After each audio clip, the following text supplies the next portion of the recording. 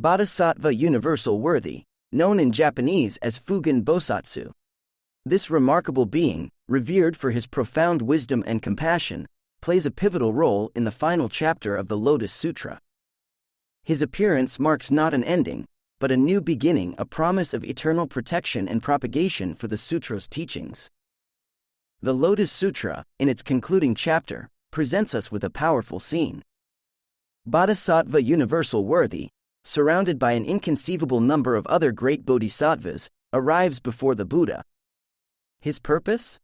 To make a solemn vow that reverberates through time and space. The sutra captures this momentous pledge. World-honored one, I now therefore employ my transcendental powers to guard and protect this sutra. And after the thus come one had entered extinction, I will cause it to be widely propagated throughout Jambudvipa and will see that it never comes to an end. This declaration is more than mere words, it's a cosmic commitment. Universal worthy, with his immense spiritual prowess, takes on the responsibility of safeguarding the Lotus Sutra. But what does this mean for us, living in the present day? Nichiren Daishonin, the 13th century Buddhist priest who revitalized the teachings of the Lotus Sutra in Japan, offers a profound insight. He states, it is due to the awesome supernatural powers of Bodhisattva Fugen that people throughout the world will be able to practice the Lotus Sutra. It is because of the protection of Bodhisattva Fugen that Kosen Rufu will be achieved. The term, Kosen Rufu, refers to the widespread propagation of the Lotus Sutra's teachings, leading to peace and happiness for all humanity. Nichiren's words suggest that Universal Worthy's vow is not just a historical event, but an ongoing spiritual reality. His protective power enables us, here and now, to embrace and practice the sutra's teachings. This idea challenges us to see beyond the surface of our daily lives. The places where we live, work, and practice, our homes, offices, parks, or wherever we may be, are not ordinary locations. They are, in a profound sense, sacred ground. Why? Because they are where we, as ordinary people striving in faith, connect with the eternal essence of the Lotus Sutra. Nichiren elaborates on this point when discussing another passage from the sutra. Before long, this person will proceed to the place of practice, conquer the devil hosts, and attain Anuttara Samyak Sambodhi. He will turn the wheel of the Dharma, beat the Dharma drum, and sound the Dharma conch, and rain down the Dharma rain. He is worthy to sit in the lion's seat of the Dharma, amid the great assembly of heavenly and human beings. Who is this person, mentioned in the passage? Nichiren's interpretation is striking. He says, this person refers to the votary of the Lotus Sutra. The place where he upholds and practices the teachings is the seat of Buddhahood. There is no need to leave this place and go elsewhere. This radical reimagining of sacred space brings the lofty ideals of the sutra right into our everyday world. Our living rooms, where we chant Nam Myoho Renge Kyo before the Gohonzon, become the lion's seat of the Dharma. The streets where we share Buddhism with others transform into stages where we turn the wheel of the Dharma. Our workplaces, where we strive to apply Buddhist principles, become fields where we rain down the Dharma rain. The implications of this teaching are profound.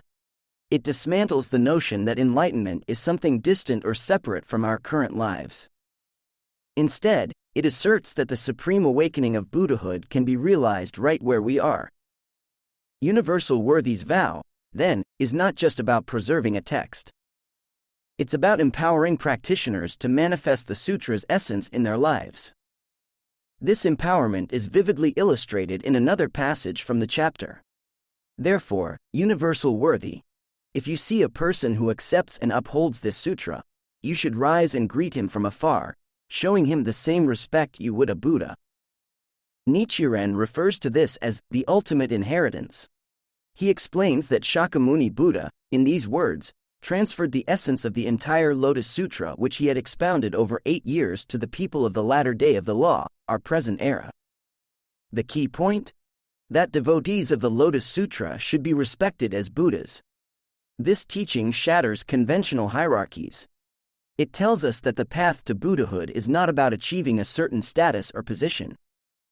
Rather, it's about living with unwavering faith in the mystic law, Nam-myoho Renge Kyo, amid the realities of daily life. But what exactly is this mystic law? To understand this, we need to delve into the deeper structure of the Lotus Sutra itself. Nichiren provides a fascinating analysis, focusing on the very first and last words of the sutra. The Lotus Sutra begins with the word, this, in the phrase, "This is what I heard." It concludes with the word, departed, in, "They bowed in obeisance and departed." Far from being arbitrary, these words carry profound significance. Nichiren explains that this represents the true aspect of all phenomena, the unchanging truth that underlies all existence. It points to the principle of 3,000 realms in a single moment of life, the idea that each instant of our lives contains infinite possibilities. Departed, on the other hand, signifies the wisdom that functions in accord with changing conditions. It represents the dynamic, ever-adapting nature of life. These two concepts, the unchanging truth and the changing manifestation, are not separate. They are two sides of the same coin. This is like the ocean, departed is like the waves. The waves rise and fall, but they are never separate from the ocean. In terms of Buddhist practice, this indicates the practice that accords with the sutra's teachings. It's about aligning our lives with the mystic law. Departed signifies the immediate departure from ignorance and suffering, leading to the manifestation of enlightenment. This deep structure of the sutra illuminates the practical significance of Nam-myoho Renge Kyo. Nichiren states that in the latter day of the law, when true teachings seem obscured, a person of wisdom will appear. This individual, embracing the 5 characters of Myoho Renge Kyo, will attain Buddhahood through this single practice. Who is this person of wisdom? It's not someone far removed from us. It's each one of us who takes faith in the Gohonzon and chants Nam-myoho Renge Kyo with conviction. Our mind ground, the foundation of our lives, becomes the stage where the drama of enlightenment unfolds. Universal Worthy's vow ensures that this enlightenment drama continues to play out, age after age. His transcendental powers are not just about miraculous displays. They work through the sincere efforts of ordinary practitioners, protecting their faith, invigorating their practice, and expanding their understanding. The chapter on Universal Worthy teaches us that the Lotus Sutra is not just a historical document. It's a living reality, pulsating with energy in the lives of those who embrace it. Every time we chant Nam-myoho Renge Kyo, we're tapping into this reality. We're fulfilling Universal Worthy's vow in our own unique ways. As we close this exploration, let's remember that the final word of the sutra, departed, doesn't signify an ending. Instead, as Nichiren points out, it represents not departing and yet departing. It's about setting forth on the great journey of Kosen Rufu while remaining grounded in the eternal present of Nam-myoho Renge Kyo. This is the legacy entrusted to us by Shakyamuni Buddha, elucidated by Nichiren Daishonin, and protected by Bodhisattva Universal Worthy. It's a legacy that transforms the places where we are into lands of Buddhas, and our ordinary selves into bodhisattvas of the earth. In this light, every moment becomes an opportunity to manifest the true aspect of all phenomena, making Universal Worthy's ancient vow a present-day reality. The eternal dance, from this to departed and back again. As we delve deeper into the profound teachings encapsulated in the chapter on Bodhisattva Universal Worthy, we uncover layers of wisdom that speak directly to our lives today. The interplay between the concepts of this and departed reveals a dynamic, living philosophy that transcends the pages of the sutra and manifests in our daily experiences. Nichiren Daishonin's insights into these two pivotal words, this at the beginning of the Lotus Sutra and departed at its end, offer us a framework for understanding the rhythm of our own existence. He explains that these two characters represent the two ways of birth and death. But what does this mean in practical terms? The character, this, Neo in Japanese, signifies that the law, the fundamental truth of life, is condensed into a single moment of life. It's as if the entire universe, with all its complexity and vastness, is encapsulated in each instant of our being. This concept resonates with the principle of 3,000 realms in a single moment of life, Ichinen Sanzen, a cornerstone of Nichiren Buddhism. On the other hand, departed, ko in Japanese, points to the opening or merging of that single life moment back into the great ocean of the universe. It's a reminder that while we are distinct individuals, we're also inseparable from the greater whole of existence. This oscillation between concentration and diffusion, between the one and the many, is not just an abstract concept. It's the very pulse of our lives. Every breath we take, every heartbeat, every thought that arises in our minds follows this pattern. We gather ourselves in a moment of focus, then release that energy into action. In our Buddhist practice, this dynamic takes on profound significance. When we sit before the Gohanzen and chant Nam Myoho Renge Kyo, we're embodying this, concentrating the infinite potential of the universe into our present moment. Then, as we rise from our seats and step back into our daily routines, we're expressing departed, allowing that concentrated energy to flow into our actions, relationships, and environments. Nichiren further elucidates this by referencing a passage from the great Buddhist scholar Dengyo. Departed indicates the thus coming that is without coming and the perfect departing that is without departing. This enigmatic statement points to a truth beyond ordinary perception. It suggests that in the realm of the mystic law, there is no fixed coming or going. Everything is in a state of dynamic interdependence. This idea challenges us to re-examine our notion of practice. It's easy to fall into the trap of thinking that our Buddhist practice is separate from our everyday lives, that we come to the Gohanzen, chant, and then depart back into the real world. But Dengyo's words, as interpreted by Nichiren, tell us that true practice knows no such boundaries. The thus coming without coming could be seen as our realization that we've always been one with the Gohanzen, even before we began to practice. The perfect departing without departing might represent our understanding that we never leave the realm of the mystic law, even as we engage in mundane activities. This seamless continuity between the sacred and the secular is further emphasized when Nichiren discusses the meanings of this and departed in relation to the mind. He states, the word this has the meaning of all dharmas are the mind, and the word departed has the meaning of the mind is all dharmas. All dharmas are the mind corresponds to the realization that everything we perceive, every phenomenon, every experience is a reflection of our own inner life. This is the wisdom expounded in the theoretical teaching of the Lotus Sutra. It tells us that the key to transforming our environment lies within our own hearts and minds. Conversely, the mind as all dharmas aligns with the essential teaching of the sutra. It's the understanding that our mind, far from being isolated, actually interpenetrates all phenomena. Our thoughts, our determinations, our prayers ripple out into the universe, influencing even seemingly unrelated events. This reciprocal relationship between mind and phenomena is not just philosophical speculation. It's a call to action. It urges us to recognize the profound impact of our inner life on the world around us and, equally, to see every external circumstance as an opportunity for inner transformation. In light of this teaching, our daily challenges, a difficult colleague, a financial setback, a health issue are no longer mere obstacles. They become opportunities to deepen our faith, strengthen our practice, and expand our capacity for compassion. Similarly, our successes and joys are not just personal triumphs, they're openings to revitalize our communities and societies. The characters, this, and departed, also illuminate the nature of our enlightenment.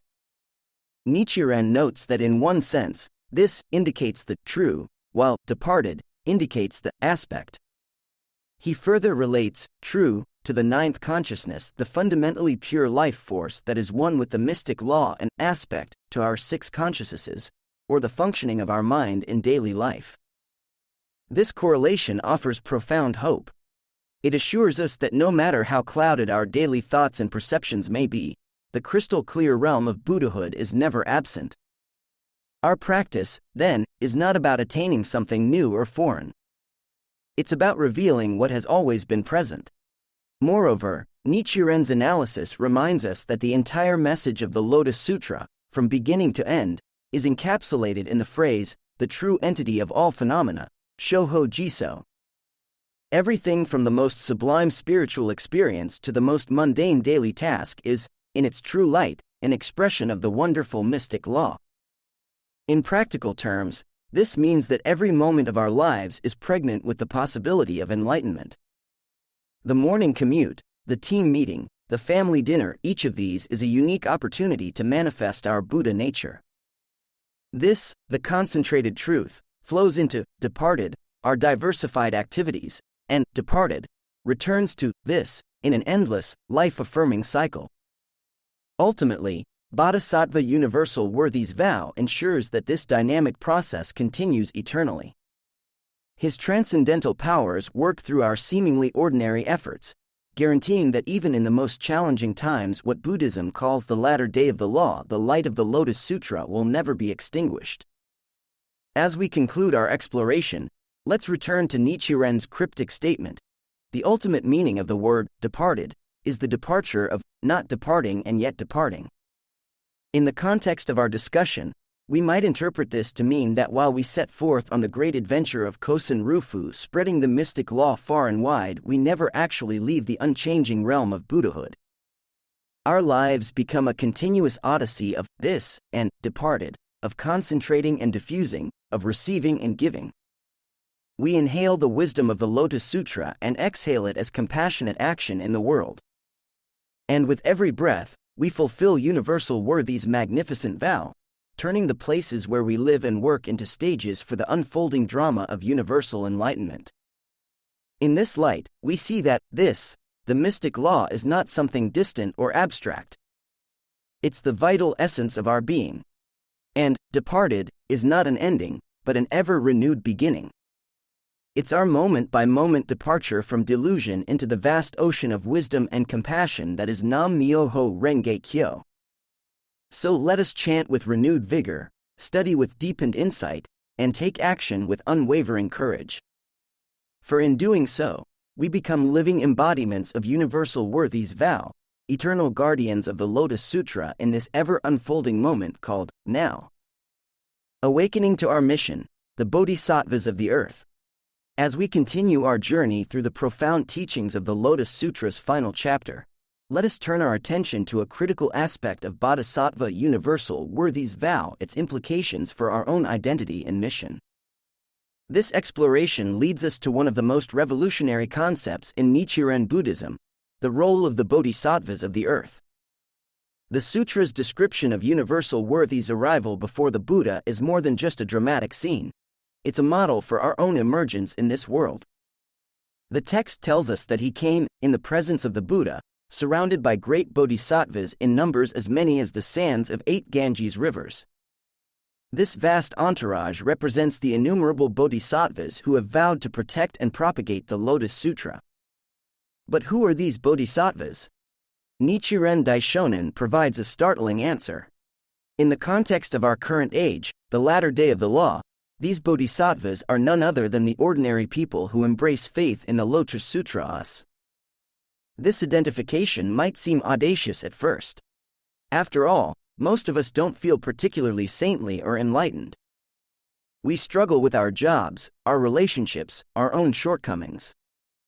How could we possibly be the same as those majestic beings described in the sutra? The answer lies in understanding the profound promise made in the Lotus Sutra, particularly in chapters such as Emerging from the Earth, Yujutsu. There, myriad bodhisattvas spring forth, not from some distant Buddha land, but from beneath the ground of this saha, endurance, world.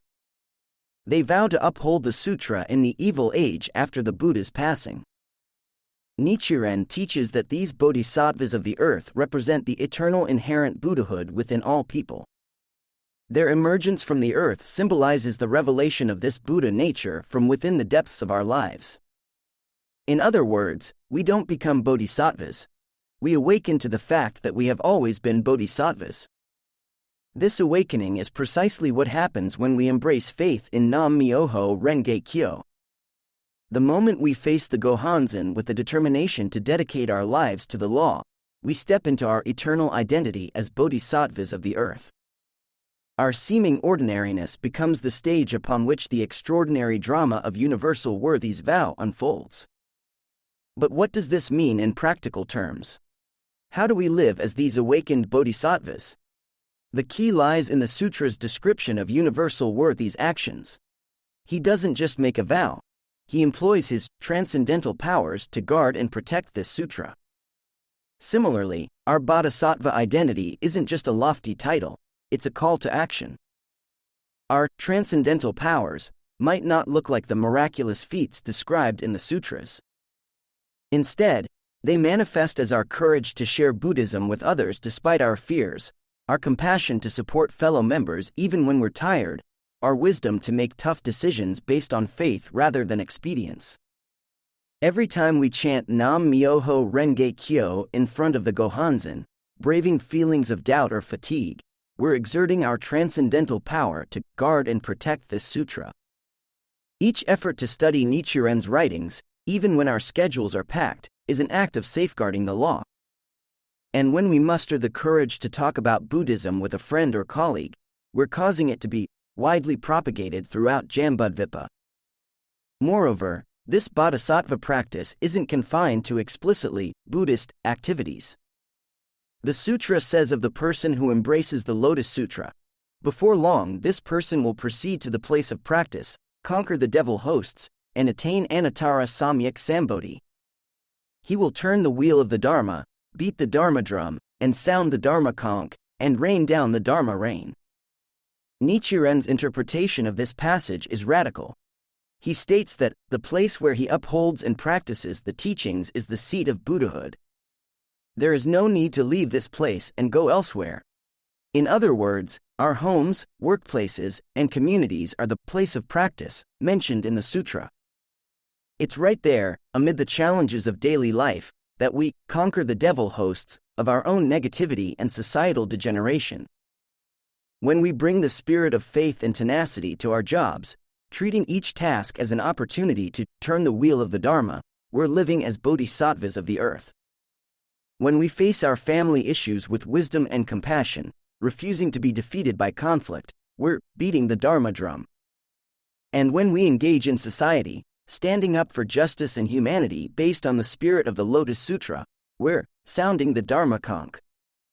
This expansive view of Buddhist practice dissolves the boundary between the sacred and the secular.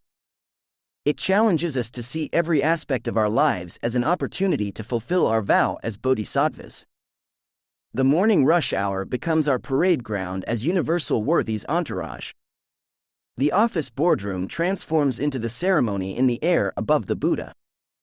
Our neighborhood becomes Jambudvipa itself, the land entrusted to us for Kosen Rufu. Furthermore, living as bodhisattvas of the earth means embracing a profound sense of community.